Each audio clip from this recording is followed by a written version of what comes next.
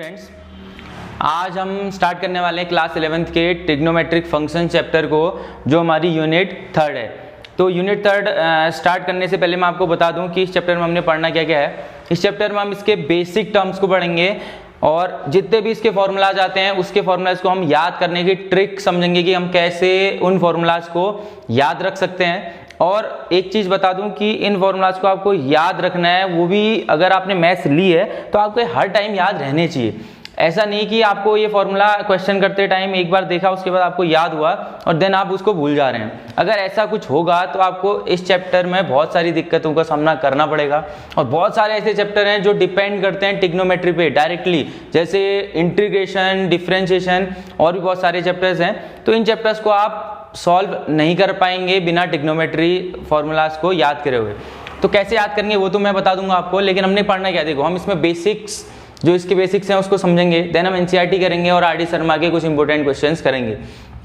और सबसे पहली चीज़ बता दूं कि इस चैप्टर में बहुत सारे फॉर्मूलाज हैं, तो अगर आप उनको याद करेंगे डायरेक्टली तो वो तो हो जाएंगे 50 के अप्रॉक्स, तो वो याद करना बहुत टफ है।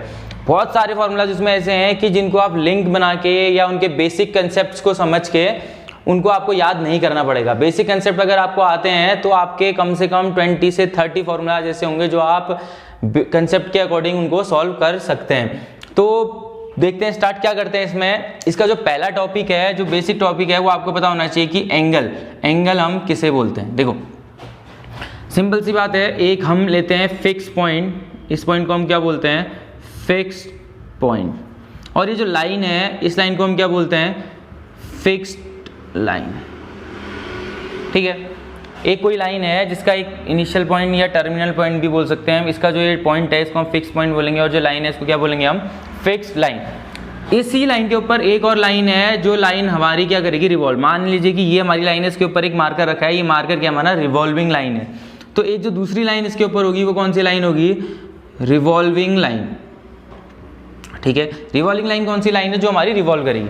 अब हमने यहाँ पे फिक्स किया दूसरी लाइन, एक लाइन के ऊपर दूसरी लाइन को, फिर हम इसको दूसरी लाइन जो रिवॉल्विंग लाइन है इसको हम क्या कर रहे हैं, रोटेट कर रहे हैं। रोटेट करने के बाद जो पॉइंट है, सपोज करिए एक्स पोजीशन पे था तो अब ये आ गया वाई पोजीशन पे।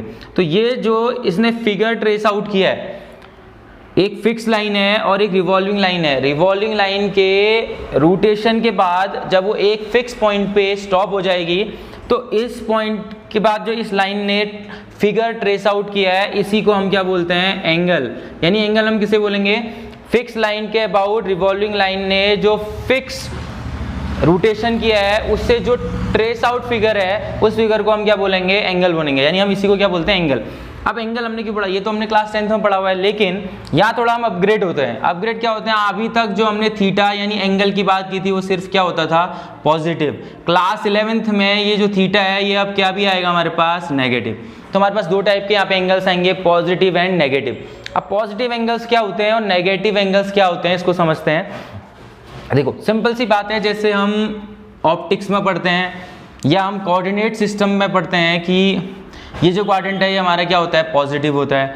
ठीक है, प्लस प्लस होता है। यहाँ क्या होता है, अगर हम राइट को जाएंगे तो पॉजिटिव रहता है एक्स, और लेफ्ट को आएंगे तो यहाँ चीज़ें क्या होती है, नेगेटिव। सेम अगर इस वाई एक्स एक्सिस के ऊपर वाले पार्ट में जाते हैं, यानी वाई एक्सिस के अबाउट, तो ये पॉजिटिव होता है और डाउनवर्ड क्या होता है, नेगेटिव होता है। तो यहाँ पे हमने कुछ चीज़ें फिक्स की हुई हैं, तो ऐसे हम एंगल में भी कुछ चीज़ें फिक्स करेंगे। देखो ये हमारे पास इनिशियल पॉइंट था, ये हमारे पास एक फिक्स्ड लाइन थी। ठीक है, फिक्स लाइन थी। इस फिक्स लाइन के अबाउट जो रोटेटिंग लाइन है, यानी जैसे मार्कर है, ये दो टाइप से रोटेशन कर सकता है। हो सकता है कि ये इस डायरेक्शन में रोटेशन करे, हो सकता है कि ये इस डायरेक्शन में रोटेशन करे। कहने का मतलब है, अगर वो इस डायरेक्शन में रोटेशन करता है मीन्स यहाँ से अपवर्ड जाता है। अपवर्ड कहने का मतलब ये कौन सी डायरेक्शन हो गई, ये हो गई एंटी क्लॉकवाइज डायरेक्शन। ठीक है, ये कौन सी डायरेक्शन है, एंटी क्लॉकवाइज। एक हो सकता है कि वो डाउनवर्ड जाए। डाउनवर्ड करने का मतलब वो इस साइड को आएगा, तो इस साइड को जो डायरेक्शन होगी वो डायरेक्शन कौन सी होगी, ये एंटी क्लॉकवाइज है, तो ये कौन सी डायरेक्शन होती है, क्लॉकवाइज।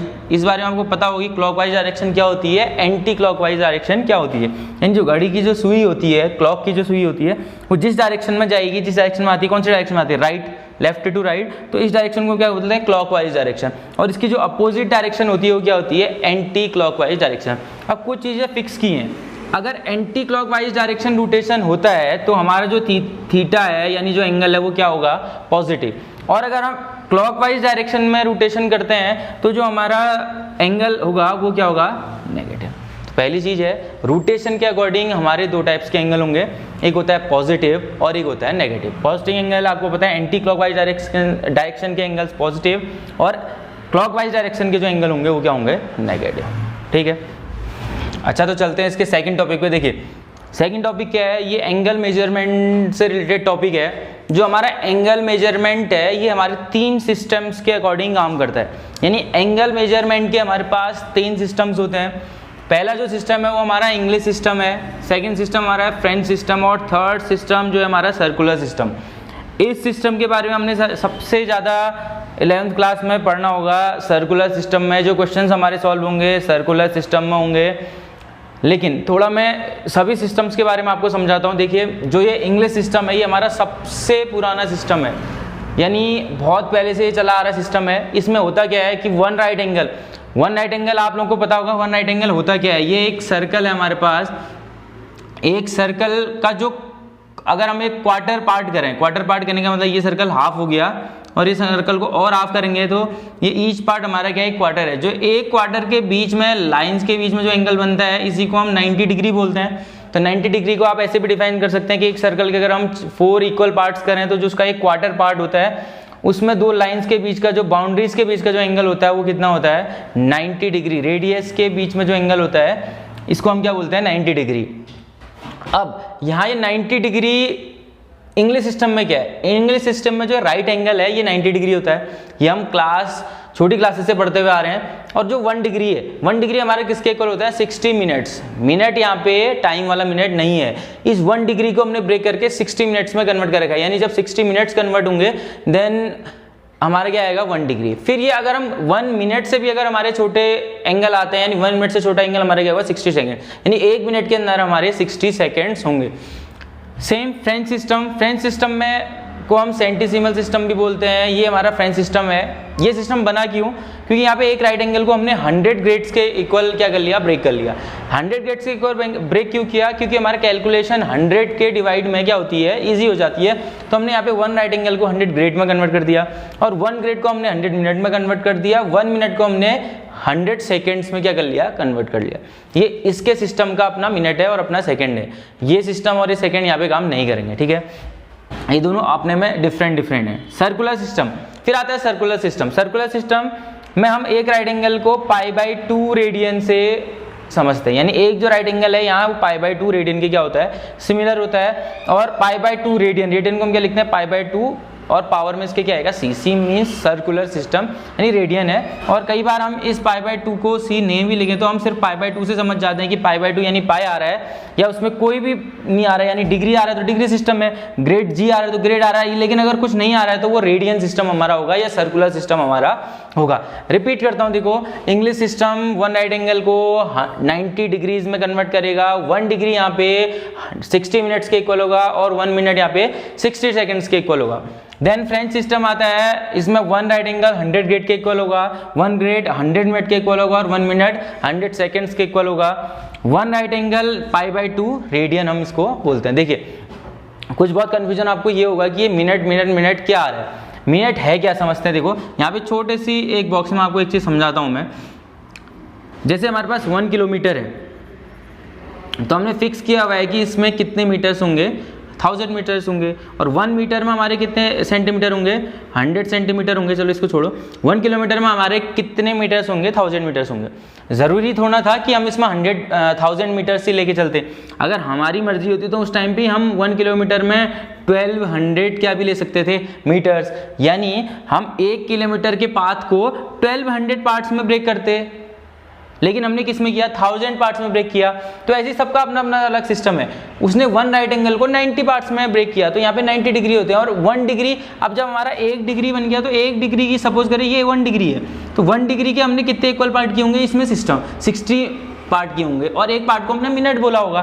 तो ऐसी यहाँ पे है 1 ग्रेड, 1 राइट एंगल को हमने 100 ग्रेड बोला और 100 ग्रेड में जो एक ग्रेड था उस ग्रेड को हम 100 मिनट बोल रहे हैं, यानी सपोज करिए कि एक राइट एंगल ये था, इस राइट एंगल का एक पार्ट क्या होगा यहाँ पे 1 ग्रेड होगा, और इस 1 ग्रेड के फिर जाके 100 जो पार्ट होंगे वो हमारे क्या होंगे, मिनट होंगे, और उस मिनट के भी 100 पार्ट क्या होंगे हमारे यहाँ पे, सेकेंड्स होंगे। यानी ये अपने अकॉर्डिंग बनाए गए सिस्टम्स होते हैं जो अलग अलग कंट्रीज फॉलोज करते हैं, लेकिन मैक्सिमम जगह पे आपको कौन सा सिस्टम फॉलो मिलेगा, वो होगा इंग्लिश सिस्टम। और ये बहुत पहले से यूज हो रहा है, मैंने बताया आपको, तो सबसे ज़्यादा यूज़ में हमारा कौन है, यूज टू इंग्लिश सिस्टम है। इस सिस्टम को हम बहुत रेयर पढ़ते हैं या बहुत रेयर देखेंगे कहीं पे भी, और सबसे ज़्यादा जो यूज हो रहा है आजकल, अब ये तो डिग्री के अकॉर्डिंग यूज हो रहा है, लेकिन यहाँ पे हम सर्कुलर सिस्टम की बात करेंगे रेडियन में, तो हम रेडियन को ज़्यादा रीड करने वाले हैं। ठीक है, चलिए आते हैं नेक्स्ट टॉपिक पे। अब कुछ एंगल्स के बारे में बात करते हैं। देखिए 9th क्लास में या 10th क्लास में हमने एक फॉर्मूला पढ़ा हुआ है क्या, कि हमारे पास जो एंगल है, एंगल के लिए एक फॉर्मूला होता है, एंगल इक्वल टू होता है आर्क अपॉन रेडियस। ठीक है, ये हमने बहुत पहले एक फॉर्मूला पढ़ लिया है, एंगल जो होता है वो हमारा क्या होता है, आर्क अपॉन रेडियस होता है। यानी अगर हमने कहीं पे भी एंगल फाइंड करना है तो हमने उससे रिलेटेड या उसके करस्पॉन्डिंग आर्क को उसकी रेडियस से क्या करना है, डिवाइड करना है। यानी मैंने सपोज करें ये फाइंड करना है, ये एंगल हमने फाइंड करना है थीटा, और इस टाइम पे आर्क लेंथ ये क्या है, एल, और उस टाइम पे ये रेडियस कितनी है, आर। तो ये जो थीटा है वो हमारा क्या हो जाएगा, आर्क बोले तो एल, और अपॉन में रेडियस कितना, आर। तो हमारा जो थीटा है वो क्या हो जाएगा, एल अपॉन आर। सिंपल सा है। इसमें एक रिलेशन होता है angle equal to arc upon radius, यानी आर्क और रेडियस का क्या होता है, रेशियो होता है। तो आर्क और रेडियस के रेशियो को ही हम क्या बोलते हैं, एंगल बोलते हैं। अब बारी आती है कुछ इससे रिलेटेड एंगल्स की, तो उसमें हम क्या पढ़ेंगे। देखो हमें एक चीज़ पता है क्या, कि जब ये एक हमारी क्या लाइन है ओ एक्स, जब ये कंप्लीट रिवॉल्व हो जाएगी, कंप्लीट रिवॉल्व मतलब ये कितना एंगल रिवॉल्व कर लेगा, 360 डिग्री। यानी एक हमारी लाइन है और वो कंप्लीट रिवॉल्यूशन करके अपने इनिशियल पोजीशन में अगर आती है तो हमारा एंगल कितना रोटेट हो रहा है, 360 डिग्री। यानी 360 डिग्री जब हमारा रिवॉल्व होता है तो आर्क क्या होता है उसमें, आर्क मतलब उस टाइम पे क्या हो जाएगी, आर्क सरकमफ्रेंस हो जाएगी, और सरकमफ्रेंस हमारी क्या होती है, 2 पाई आर। तो उस टाइम पे सरकमफ्रेंस क्या हो जाएगी, 2 पाई आर, और अपॉन में क्या होता है, रेडियस, और रेडियस तो इसकी फिक्स है, सपोज करें कितनी है, आर। रिपीट कर रहा हूँ, एक सर्कल है वो कंप्लीट रिवॉल्यूशन से ही बनता है, एक एंगल, एक लाइन के कंप्लीट रिवॉल्यूशन से वो क्या बना, हमारा एक सर्कल बना।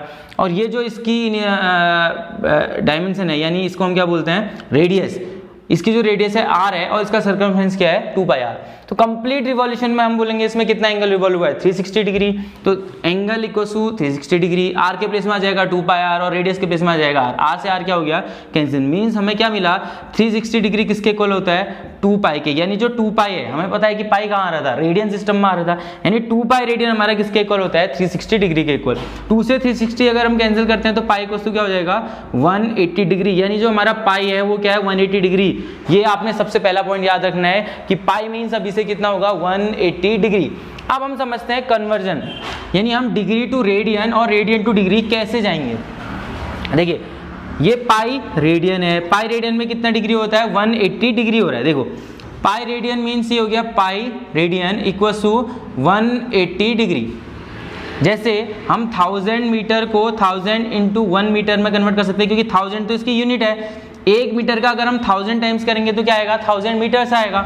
तो ऐसी 180 डिग्री है, 180 डिग्री को अगर हम चेंज करते हैं, या चलो पाई रेडियन को हम चेंज करते हैं, तो इसको मैं पाई इंटू क्या 1 रेडियन लिख सकता हूँ। बात तो एक ही है, पाई टाइम्स ऑफ 1 रेडियन क्या होगा, पाई रेडियन होगा। इक्वल्स में कितना है हमारा, 180 डिग्री। अगर हम 1 रेडियन को यहीं पे छोड़ दें, पाई कहाँ जाएगा, यहाँ से मल्टीप्लाई में, डिवाइड में जाएगा भाई, 180 डिग्री और अपॉन में कितना आना है, पाई। तो यहाँ से 1 रेडियन किसके इक्वल होता है, 180 डिग्री अपॉन पाई में। तो ये जो फॉर्मूला है ये हमें कन्वर्ट देगा, रेडियन को डिग्री में कन्वर्ट करके देगा।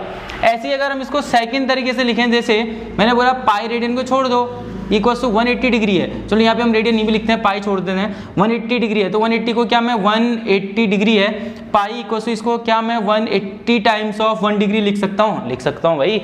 1 डिग्री का 180 टाइम्स अगर हम करेंगे तो 180 डिग्री तो बनेगा। एक 1 डिग्री का एंगल है, उसका 180 टाइम्स 180 डिग्री हो गया। तो यहाँ से 1 डिग्री को कितना आता है, फिर ये 180 मल्टीप्लाई में जाएगा, डिवाइड में, तो ये पाई अपॉन कितना हो जाएगा, 180। यहाँ पे पावर में कुछ नहीं है तो ये क्या होगा, रेडियन। यानी 1 डिग्री किसके इक्वल होता है, पाई अपॉन 180 रेडियन के होता है। ठीक है, और 1 रेडियन किसके इक्वल होता है, 180 डिग्री अपॉन पाई के। सिंपल सा है। रिपीट करता हूँ, जो एंगल है वो हमारा आर्क अपॉन क्या है, रेडियस है। और 360 डिग्री एंगल हमने पुट किया 360, कंप्लीट रिवॉल्यूशन में एंगल 360 डिग्री। आर को उस टाइम पे सरकमफ्रेंस हो जाएगी बोले तो 2 पाई आर, और रेडियस हमारी कितनी आर, आर से आर कैंसिल हो गया तो 2 पाई किसके इक्वल होगा 360 डिग्री। यानी जो 2 पाई रेडियन है वो 360 डिग्री के इक्वल है। मींस 2 से अगर हम 360 कैंसिल करते हैं तो जो पाई रेडियन है वो 180 डिग्री के इक्वल होता है। अगर पाई रेडियन 180 डिग्री के इक्वल होता है तो हम पाई को पाई इंटू 1 डिग्री 1 रेडियन लिख सकते हैं, और इक्वल टू 180 डिग्री। 1 रेडियन को हमने लेफ्ट साइड पे जोड़ दिया है, पाई मल्टीप्लाई में डिवाइड में आएगा तो 180 डिग्री अपॉन पाई। तो पहला रिलेशन जो हमारे पास आता है वो है 1 radian equal to 180 degree upon pi. Second हम आते हैं पाई इक्वल टू 180 डिग्री। तो 180 डिग्री को अब हम ब्रेक करते हैं 180 इंटू 1 डिग्री। तो जो 180 है वो मल्टीप्लाई में 180 आ जाएगा हमारा डिवाइड में, then 1 degree equal to pi upon 180, ये क्या होगा रेडियन। यानी हमारा 1 डिग्री पाई अपॉन 180 रेडियन के इक्वल होता है। तो आपने पहली चीज मैं समझाता हूँ आपको ने इसमें क्या पढ़ना है, ये मैंने आपको बता दिया है। हमने degree to radian, radian to degree में जो रिलेशन है वो आपको बता दिया है। ये 2 रिलेशन आपने याद करना है। मेन जो इंपॉर्टेंट है पाई इक्वल टू कितना होता है 180 डिग्री आपको बता दिया है। एंगल इक्वल टू हमारे पास क्या रहता है आर का अपॉन क्या होता है रेडियस होता है। 3 टाइप के हमने सिस्टम पढ़े, फ्रेंच सिस्टम, इंग्लिश सिस्टम और सर्कुलर सिस्टम। सर्कुलर सिस्टम हम इस चैप्टर में चलने वाले हैं, और कैसे हम डिग्री टू रेडियन कन्वर्ट करेंगे हम आपको नेक्स्ट वीडियो में पढ़ेंगे। तब तक आप इस लेक्चर को समझिए, और अगर आपकी कोई भी क्वेरीज होती हैं तो आप कमेंट में लिख सकते हैं। Thank you.